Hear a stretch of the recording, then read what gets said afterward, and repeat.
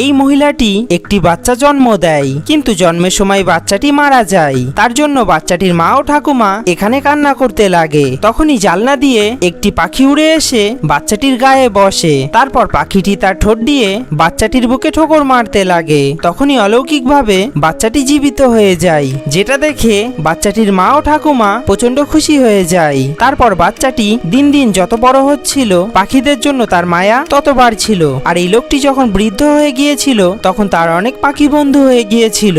একদিন লোকটা দেখে যে টাওয়ারের রেডিয়েশনের জন্য অসহায় পাখিগুলি মারা যাচ্ছে। তার জন্য এই লোকটি টাওয়ারগুলিকে বন্ধ করার জন্য রাস্তায় নেমে আন্দোলন করতে লাগে, কিন্তু লোকজন তাকে পাগল ভেবে সেখান থেকে তাড়িয়ে দেয়। তারপর এই লোকটি তার প্রিয় পাখিদের মৃত্যু সহ্য করতে না পেরে টাওয়ারে উঠে সুসাইড করে নেয়। সুসাইড করার কারণে লোকটির আত্মা মুক্তি পায় না, তার জন্য তার আত্মা প্রিয় পাখিদের কাছে চলে আসে। এবার লোকটি তার প্রিয় পাখিদের হত্যার প্রতিশোধ নেবে। বন্ধুরা, পার্ট 2 দেখার জন্য ভিডিওটি লাইক করে চ্যানেলটি সাবস্ক্রাইব করুন এবং তার সাথে পার্ট 2 লিখে কমেন্ট করুন।